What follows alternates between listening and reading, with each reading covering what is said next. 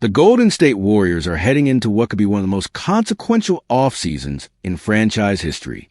But here's the hard truth. The team is not in a strong position to make a blockbuster move. With just 6 players under standard contract on the roster, and 2 of those players expected to miss significant portions of the 2026-27 season due to injury, the front office has very little flexibility to work with.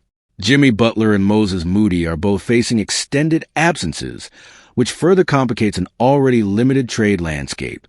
Hey, what's up, everyone?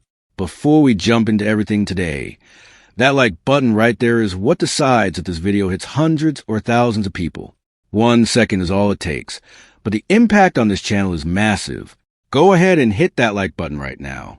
Seriously, it's the simplest thing you can do. And honestly, the best way to back this content up, because every single like pushes us further. So hit it now. The 4 players the Warriors can realistically move this summer are Brandon Podziemski, Jimmy Butler, Draymond Green, and Kristaps Porzingis. Each comes with a different level of trade likelihood, different contractual complications, and different potential markets.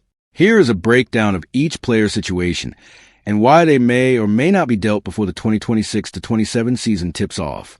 Starting at the bottom of the list is Kristaps Porzingis, considered the 4th most likely Warrior to be traded. The 7-foot Latvian center is an intriguing player on paper, but the market for him is essentially non-existent right now. Rebuilding teams have no interest in a 30-year-old big man who does not fit their age timeline. Contenders, meanwhile, are wary of his injury history. Porzingis has missed roughly 90 games over the last 2 regular seasons alone. To move him, the Warriors would need to orchestrate a sign-and-trade, a complex mechanism that requires a minimum 3-year commitment for the receiving team and immediately hard caps them at the first apron. That hard cap restriction is a deal breaker for most serious contenders. The only way a team would absorb that deal is if Golden State attached significant draft capital, something the Warriors are deeply reluctant to give away. On top of that, Porzingis himself could simply walk away and become an unrestricted free agent if he dislikes the destination being discussed. Too many obstacles and too little market demand make this the least likely trade scenario. Third on the list is Draymond Green, a player whose legacy with Golden State is unquestionable, but whose trade value in today's market is complicated. Green holds a player option worth approximately $27.7 million. For any trade involving him to work, he would first need to opt in. From there, a deal would be significantly simpler to execute than a Porzingis sign-in trade, which give him a slight edge in trade likelihood. However, finding a team genuinely interested in Green is another challenge. He is entering the latter stages of his career and brings an elite defensive presence but a limited offensive profile. Analysts believe the only realistic scenario where Green gets dealt is in the context of a superstar blockbuster, specifically a trade for Giannis Antetokounmpo from Milwaukee or Kawhi Leonard from Los Angeles. In those hypothetical deals, Green paired with Porzingis and draft picks could serve as the outgoing salary package. But outside of that kind of massive transaction, Green is almost certainly staying in Golden State. Second on the list, and perhaps the most surprising entry, is Jimmy Butler. The veteran forward carries a massive $56.8 million expiring contract, which is precisely what makes him valuable as a trade asset.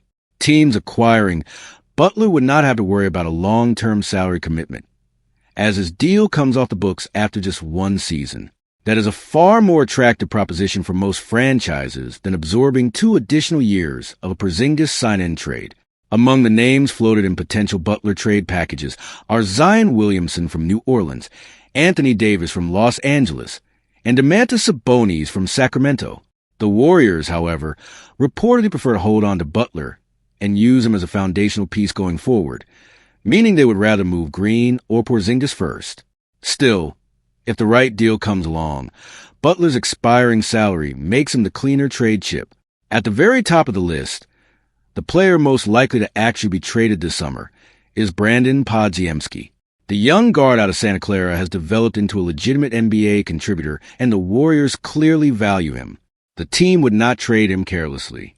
However, Podziemski has a $5.7 million salary for 2026-27 and will be extension eligible after the NBA Finals. Industry projections suggest he could command a long-term extension worth well over $20 million annually. The Warriors appear willing to pay that, but they would also listen seriously to offers. If Golden State pursues Giannis and Milwaukee demand a young player in return, Podziemski is the most logical piece to include. Alternatively, he could be moved straight up for a first-round pick from a contender like Oklahoma City or Charlotte. Whether it is as a sweetener in a superstar deal or a standalone asset trade, Podziemski's combination of youth, skill, and upcoming contract decision makes him the Warrior teams are most likely to ask about this offseason. The Oklahoma City Thunder are on the verge of doing something that could reshape the entire NBA landscape, and the Golden State Warriors know exactly what that feels like. Over the past 2 seasons, no team in the league has come close to matching Oklahoma City's level of dominance. The Thunder won 68 games during the 2024-25 regular season and captured the franchise's first-ever NBA championship. This past season, they won 64 regular season games and entered the playoffs as the clear favorites, only to fall in a stunning Game 7 upset to the San Antonio Spurs in the Western Conference Finals. Injuries to key contributors Jalen Williams and A.J. Mitchell played a significant role in that collapse. Despite the heartbreak, the Thunder remain the deepest and most talented team in the Western Conference. And now, according to multiple analysts, they are in a financial and roster position that closely mirrors the one Golden State found itself in exactly a decade ago, right before the Warriors made the most seismic free agency signing in modern NBA history. The parallels are difficult to ignore. Shai Gilgeous-Alexander, the reigning 2-time MVP and the unquestioned engine of everything Oklahoma City does, occupies a role strikingly similar to the one Stephen Curry held in the spring of 2016. Curry had just won back-to-back MVP awards, led the Warriors to the best regular season record in NBA history at 73 wins, but came up short in the finals against LeBron James and the Cleveland Cavaliers, a loss made more painful by injuries to Curry himself and center Andrew Bogut late in that series. That offseason, the Warriors made the unprecedented move of signing Kevin Durant, who had just left Oklahoma City as a free agent. It shocked the basketball world and launched a 2-year dynasty. Now, history appears poised to rhyme. The Thunder, armed with an extraordinary stockpile of draft capital accumulated by general manager Sam Presti, are in a position to pursue Giannis Antetokounmpo. The Milwaukee Bucks superstar has been the subject of trade speculation for months, and Oklahoma City has the assets to win any bidding war for his services. Unlike the Warriors in 2016, who were able to offer Durant cap space through a combination of league financial circumstances, the Thunder do not have room to simply sign a superstar outright. Any acquisition of this magnitude would need to come through a trade that actually plays into Oklahoma City's greatest strength. Presti has spent years accumulating first-round picks and promising young players. A trade package centered on Jalen Williams or Chet Holmgren, 2 elite young talents who would immediately appeal to a rebuilding Milwaukee franchise, combined with multiple future first-round picks, would be extraordinarily difficult for Bucks to turn down. Both Williams and Holmgren represent exactly the kind of high-ceiling youth a franchise in transition would covet. For context, the Warriors' best offer for Antetokounmpo reportedly includes their own draft picks and young players, but Golden State simply cannot match the volume and quality of what Oklahoma City could assemble. The key question is whether a Giannis and SGA pairing would be as devastating as the Curry and Durant combination that went 16-1 in the 2017 playoffs and is widely considered one of the greatest teams ever assembled. The honest answer is that the comparison comes with real nuances. Curry and Durant were complementary in rare ways. One was a gravity-defying floor spacer and ball handler. The other a versatile scorer who could operate from anywhere on the court. Antetokounmpo and Gilgeous-Alexander, while both transcendent talents, are players who thrive in similar areas of the floor. Both are at their best attacking the paint and working in the mid-range. That overlap could create spacing challenges against elite defensive teams. However, a smart front office like Oklahoma City's would address those concerns by surrounding the duo with elite 3-and-D wings capable of spacing the floor. Presti has consistently shown the ability to construct balanced rosters. If he can pair Antetokounmpo and SGA with the right supporting cast, the Thunder would not need to replicate the 2017 Warriors. They would simply need to be the best team in the league. And right now, that is entirely within their reach.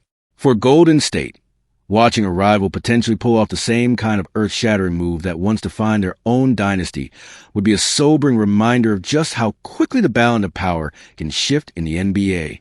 There is also a broader narrative element worth considering. The 2016 Warriors signing Durant was controversial because it felt, to many, like the easy path, a dominant team getting even stronger by recruiting a player who had just battled them in the finals. The Thunder pursuing Antetokounmpo would face similar scrutiny, but competitive sports rarely reward restraint. The Warriors understood that in 2016, and if Oklahoma City acts on this opportunity, they will be making the same calculated decision, one that prioritizes winning above everything else. If Presti pulls the trigger this summer, Golden State will know, better than anyone, exactly what comes next. Few NBA careers have required as much emotional resilience as Klay Thompson's. Over the past few seasons, the five-time All-Star has had to accept a series of increasingly difficult realities, from being moved to the bench by his longtime head coach Steve Kerr with the Golden State Warriors, to eventually leaving the only franchise he had ever known as a professional. Now, at 36 years old and entering what could be his final year under contract with the Dallas Mavericks, Thompson finds himself confronting yet another uncomfortable truth. His trade value on the open market is far lower than his Hall of Fame legacy would suggest. According to reporter Sean Devaney of Heavy Sports, the Mavericks are actively exploring ways to move Thompson this offseason. The motivation for Dallas is straightforward. Thompson does not fit the timeline of a franchise that is now rebuilding around top overall pick Cooper Flagg. The Mavericks are not looking to compete for a championship next season. They are planting seeds for a future that does not have a prominent role for a 36-year-old shooting guard on an expiring deal. What Dallas wants in return, per Devaney, is not glamorous. A younger player who fits the Flagg era, or simply a couple of second-round draft picks just to clear the cap space and move on cleanly. Thompson still has 1 year remaining on the 3-year contract he signed when he departed Golden State in 2024. That deal carries a salary of approximately $17.5 million for the upcoming season. On paper, that number is not outrageous for a player of Thompson's pedigree and reputation. But in today's NBA market, where teams are increasingly building around youth and long-term upside, paying $17.5 million for a 36-year-old coming off a career-worst statistical season is a hard sell for most front offices. This past season with Dallas was, by Thompson's own standards, deeply disappointing. He averaged just 11.7 points per game, his lowest full-season output as a professional, while shooting 38.3% from three-point range on nearly 8 attempts per game. The shooting efficiency is still respectable and clearly represents a usable skill on the right team. But the points production, the on-ball limitations, and the overall reduced role he was handed by the Mavericks coaching staff painted a difficult picture. To be fair to Thompson, much of that context needs to be weighed against the complete organizational chaos in Dallas. The Mavericks underwent a massive roster and philosophical overhaul during his time there, shifting away from the win-now mentality that originally attracted Thompson to franchise in the summer of 2024. He was promised a contending environment and delivered into a rebuilding one. That is a significant injustice. The contrast with his former backcourt partner Stephen Curry is stark and speaks to just how elite Curry remains at this stage of his career. Curry, now 38 years old, would still command multiple first-round picks if Golden State ever considered moving him, an outcome that essentially has zero chance of happening. But the point stands. Curry's combination of sustained performance, positional uniqueness, and historic brand equity has kept his market value in an entirely different stratosphere. For Thompson, whose value was always more tied to volume scoring and two-way play than to any singular skill like Curry's shooting, the natural decline curve hits harder and faster. There's been inevitable speculation about a reunion with Golden State, which remains one of the teams connected to Thompson in off-season discussions. That storyline carries obvious romantic appeal. A return to the city and the franchise where he won 4 championships and became a legend. However, given what the Warriors have on their plate this summer, a limited roster, cap complications, and a front office laser focus on landing a superstar via trade, a Thompson reunion appears highly unlikely to be a priority. The Warriors have bigger decisions to make, and carving out a role and the necessary salary for Thompson does not fit neatly into their current plans. What Thompson does still offer to the right contending team is real. A veteran sharpshooter who can knock down threes at a nearly 38% clip, has championship experience, and can still guard opposing shooting guards in spot situations, represents genuine value off the bench for a deep playoff team. If Dallas can find a team willing to absorb that contract without demanding major assets in return, Thompson could land in a far better situation heading into what may be the final chapter of one of the most remarkable careers in Warriors history. Thompson's journey from four-time champion and cornerstone of the greatest dynasty of his era to a tradable bench piece valued at a couple of second-round picks is not a comfortable story, but it is an honest one. The NBA is a business driven by youth, cap flexibility, and future upside. Veterans with declining production rarely retain the market leverage their past achievements seem to warrant. That is the harsh arithmetic of the modern league, and Thompson is now living it firsthand. Whatever comes next, his legacy as one of the greatest shooters and most decorated players of his generation was written long before this offseason began.